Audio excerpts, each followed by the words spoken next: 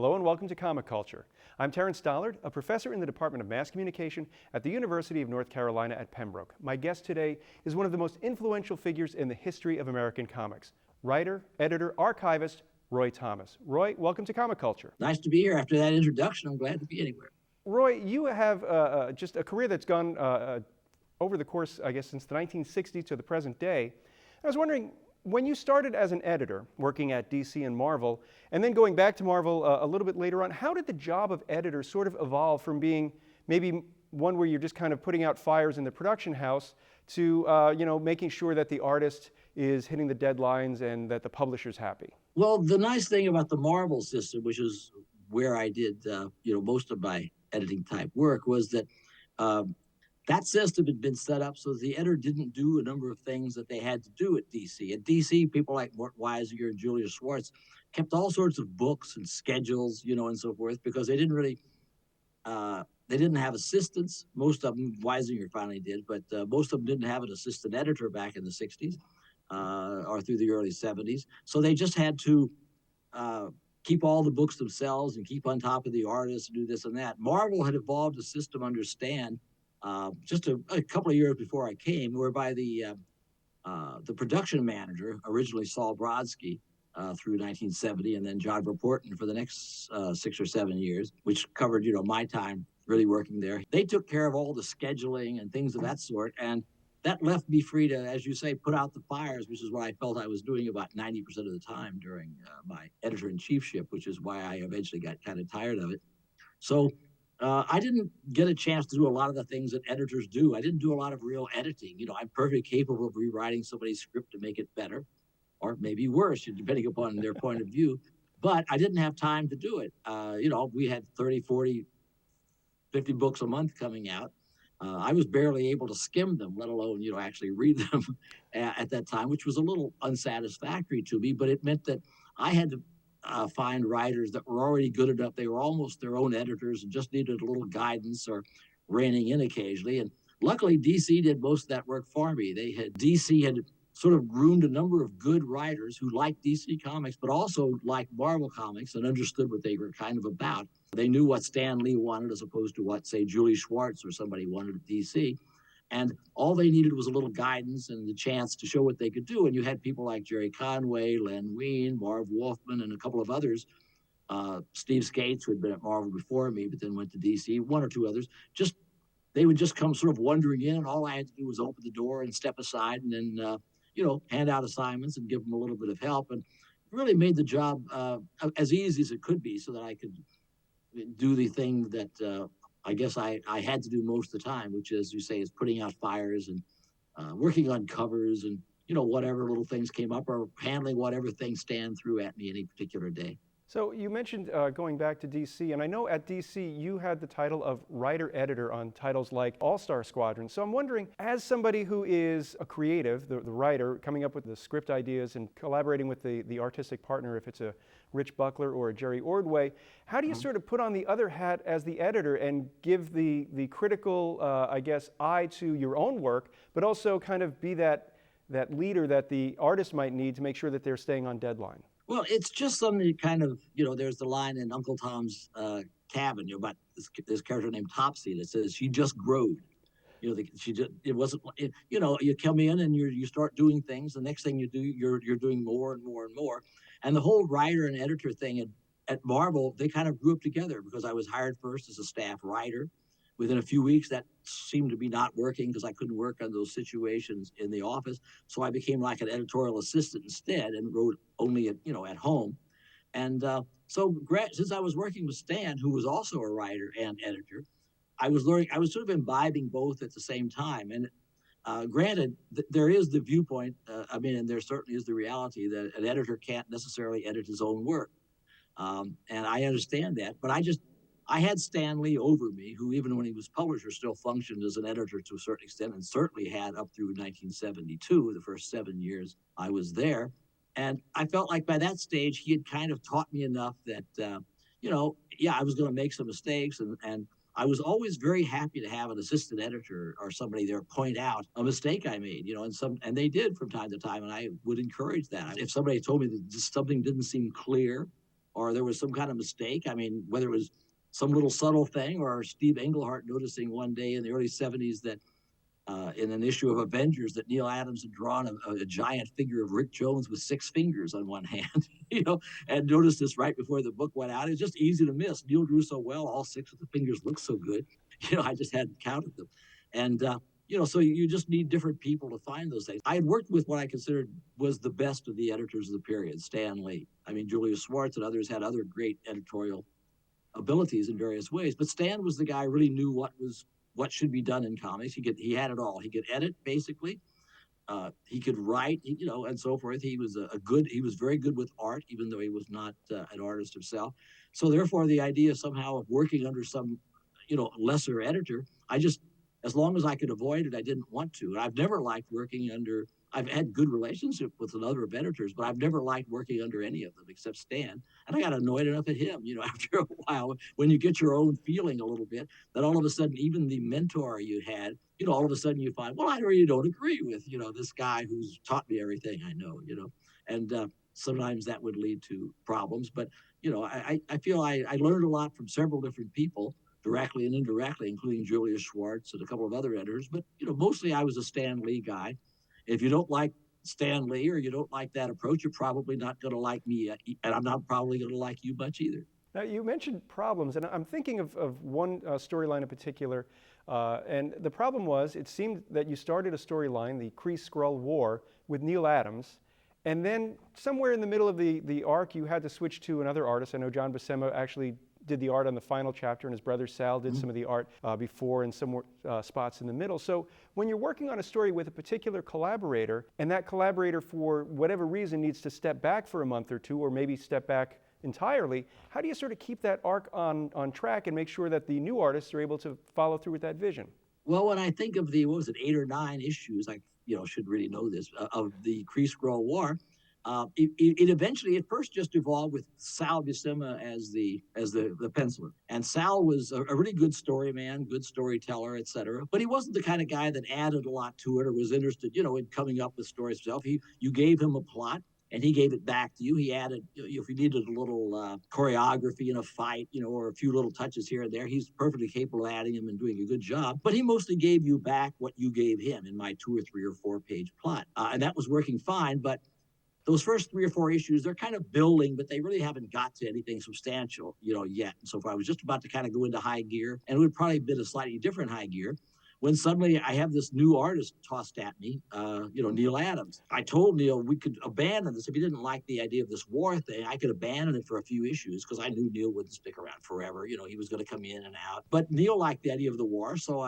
I told him the things that I had thought of, which was kind of a general direction. I had the ending in mind, a few issues down the line. He just liked to continue that way of working, where we would just we would talk over lunch, or sometimes after 1 or 2, we might just talk over the phone about what was going on. And we knew where it was kind of heading, and it was going into space. It would carry the thing to the Kree-Skrull planets and that kind of thing. And I had the ending in mind of certain things that I had set up with Sal. There was the 1940s characters coming out of Rick's head. That's set up in a panel, a character named Senator Craddock, who would turn out to be the 4th Skrull from Fantastic Four #2 that had been lying around dormant for a decade.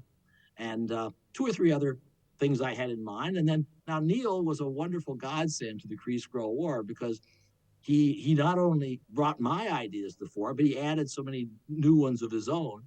And I didn't really care, because I knew where we were going at the end. There was 5,000 ways to get there, and I didn't have such a strong storyline that, it had to be exactly this, this, and this. It wasn't one of those things where, it had to go a certain way. It just had to get to the end, finally the showdown on the planet, and Rick Jones, actually, by being human, being better than, it was like humanity, as represented by Rick Jones, was superior to the Kree and superior to the Krulls, because they were at what I call an evolutionary dead end, and they weren't going to evolve much more. I don't know how scientific that is, but that was my theory.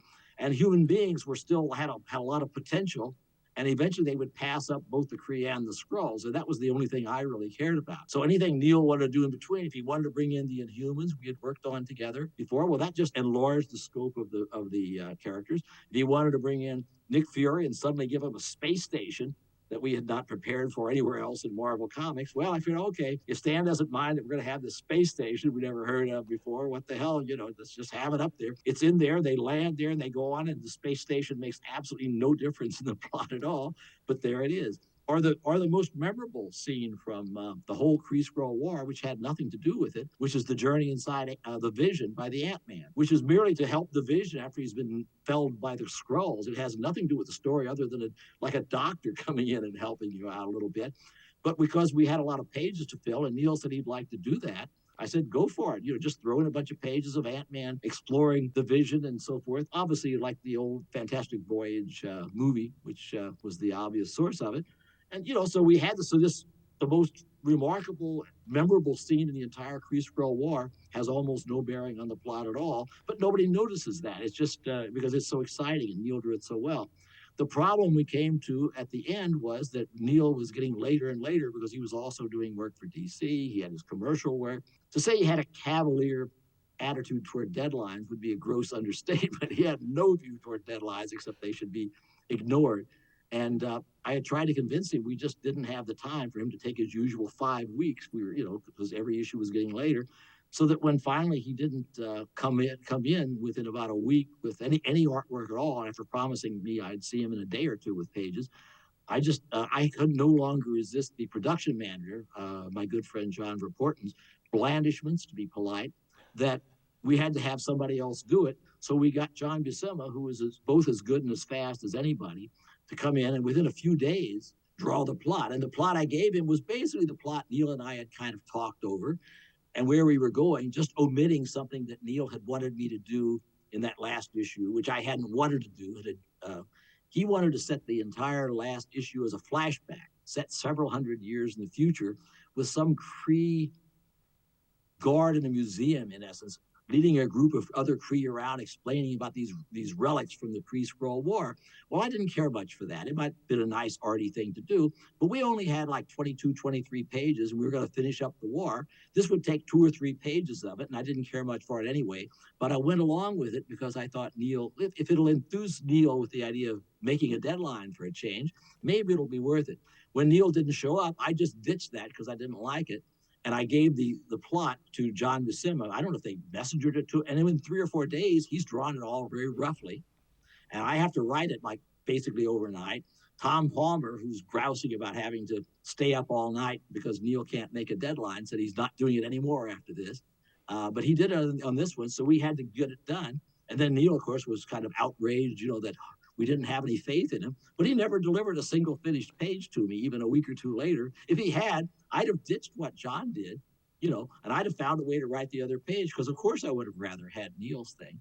But I always felt I was, it was, first of all, the Kree-Skrull War, or whatever else it was my idea and my project. It wasn't Sal's or John's or Neil's or Stan's. And so therefore, anything that I needed to do to get my story done, I felt, well, was kind of justified. I wanted Neil to do it. If Neil couldn't do it, then somebody else was going to do it. I'm sorry it wasn't Neil, because then it would have been even a little bit better.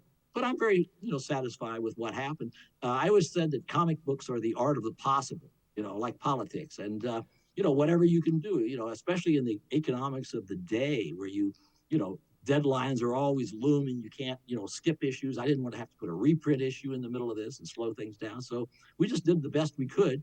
And then you argue about it later on, and Neil and I, of course, never came to terms. We never spoke about the Avengers again in all the years we knew each other. Indirectly, we had a few contretemps through the media, including in the last couple of years before he passed away, and so forth, when arguing about credit. But before that time, I hadn't worried about it. I simply found at one stage I had to defend myself because, he was acting like somehow this had all been him, and I knew that was crap. So, and at the same time, I had such a respect for him as one of the most important comic book artists, of the entire, that whole period, if not the whole 20th century. So it was kind of doing this balancing act. I loved Neil and I hated Neil, and Neil and I kind of felt the same way about me most of the time. And it's interesting, you mentioned an event that happened in Fantastic Four #2 and how that became part of something that you were working on 10 years later. And it's interesting because I know that you were a fan of comics and you were sort of at the forefront of the fans turned pro. We start to see Jerry Conway, Len Wein, Marv Wolfman, like you mentioned, all comic readers becoming comic professionals. So as this transition kind of takes place in the late 60s and early 1970s, how do you sort of bridge that gap between the old school guys like a Jack Kirby or a Don Heck and the new school guys like, Jerry, Marv, and Len? Well, I think they worked pretty seamlessly together. Um, I never had any trouble working with the old guard. I didn't work with Jack that terribly much. I didn't get a chance to, but I worked with the Don Hecks and Dick Ayers and Gil Kane and people who had been around since the 40s and 50s. And the basic thing was Marvel at that stage was really a sort of a writer-led company.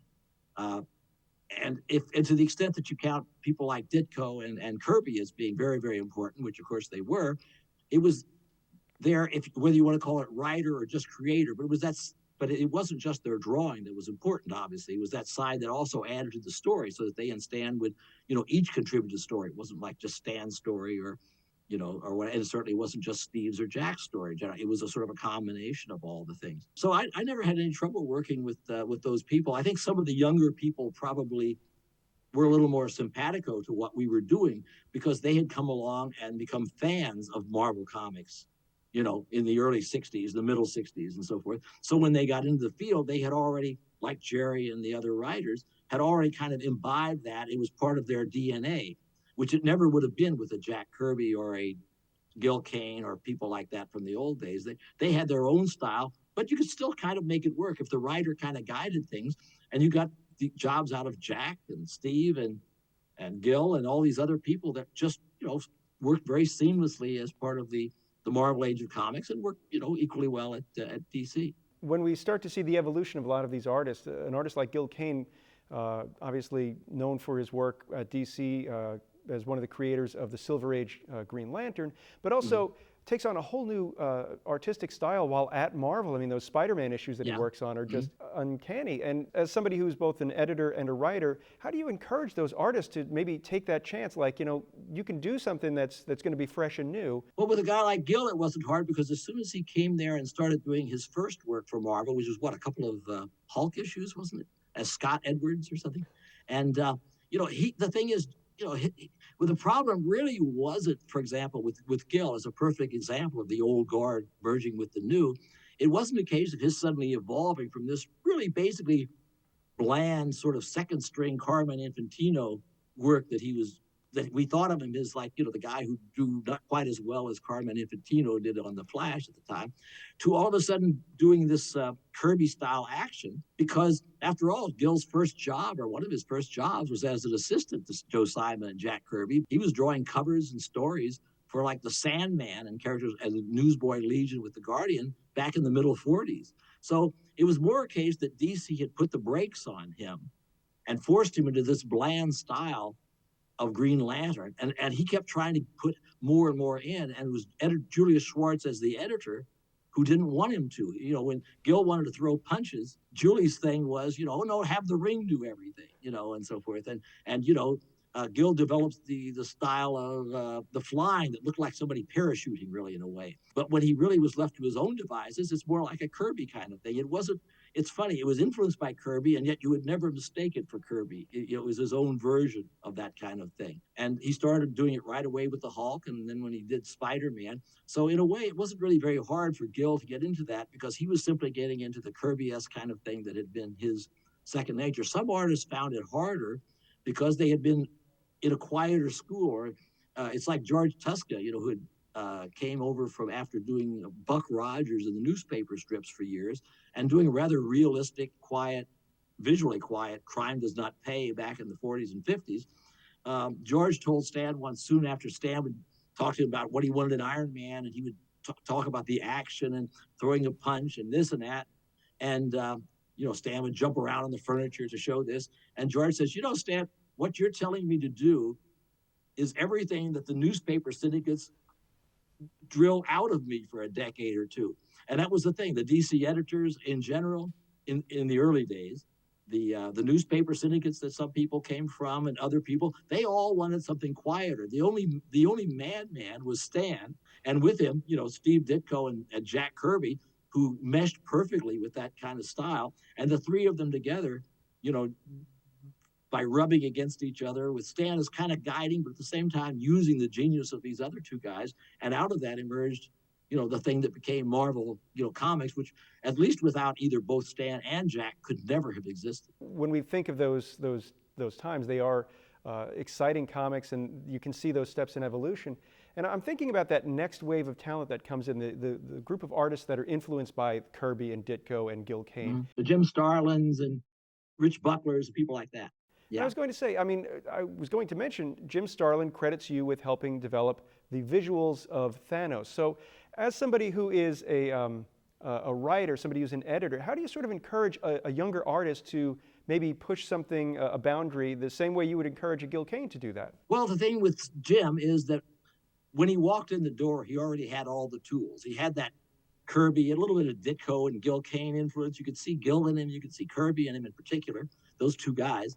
And he had all the tools when he walked in the door because of being immersed in comics in general and the work of Gil Kane and Jack Kirby and maybe to some extent Ditko. And he had all the tools. He was all ready. All he needed was an occasional bit of guidance or something. And in the case of Thanos, it was simplest, dumb kind of thing. He showed me several different characters he wanted to bring into the comics as obviously his sort of answer to the new gods in a certain way. I saw this one and it had this interesting name, Thanos, which I love because I knew it meant death. And the idea of Thanos, I thought, now there's a great name for a comic book villain, You can't get any better. It's like Dr. Doom, Thanos, they're both meaning the same thing practically. And but he had given him to this kind of skinny character who was more like the guy that rode around in the chair in Metron in New Gods.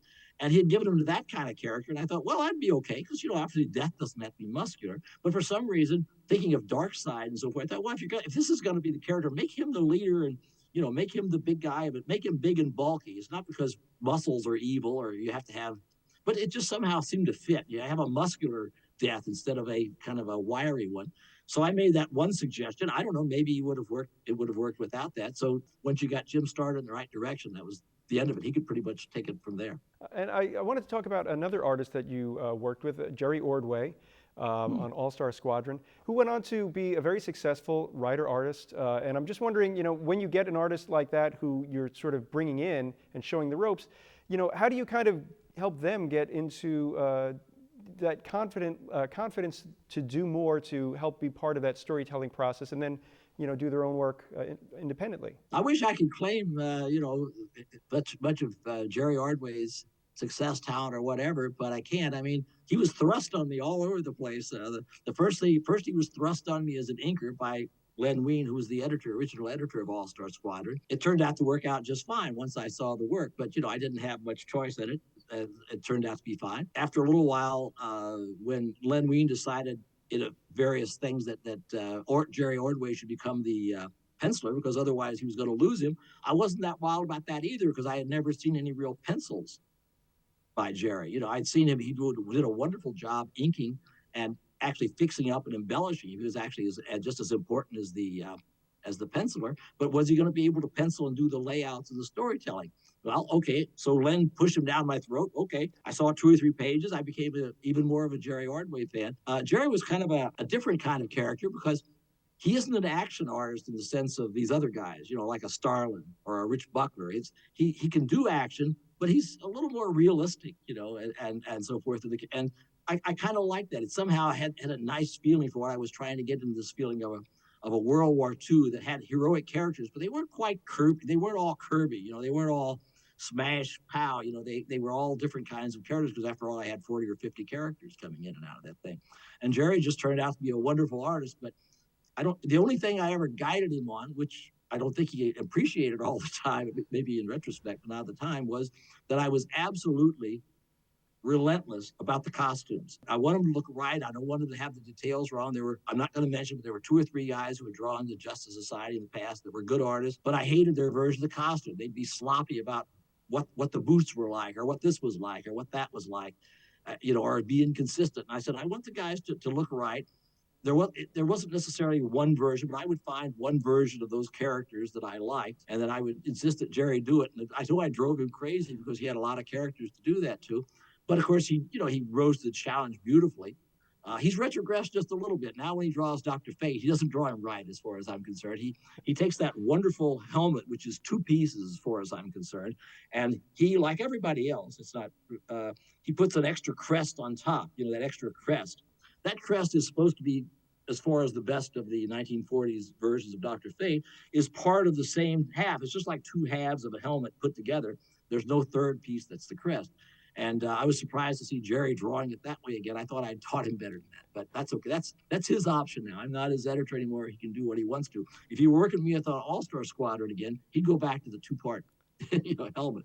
But Jerry's a wonderful artist, and I had no idea he could write at all, but he did a fine job, with the various things he wrote later on too. And I'm just sorry that we had a chance to do a sort of JSA Infinity Incorporated book for DC a few years ago, but they didn't seem to want to quite accept what I did when I was rewriting. The next thing they kind of cut me out of it. So, so I can just wait for, all I can do is wait until, particular DC people are gone, and everything, as far as I'm concerned, because to me, some of those, all they were was enemies of what I was trying to accomplish. Well, Roy, they're telling us we're just about out of time. I was wondering if you have any projects that are upcoming that you'd like to talk about. I've been working on a few projects with comics that are creator-owned that I had the alter ego comic book character, and there's Captain Thunder and Blue Bolt, and we're doing some kind of crowd-funded or whatever it is, things with that, because I want to keep those copyrights and trademarks going and so forth. But otherwise, the main thing I work on is Alter Ego, which is a comics history magazine,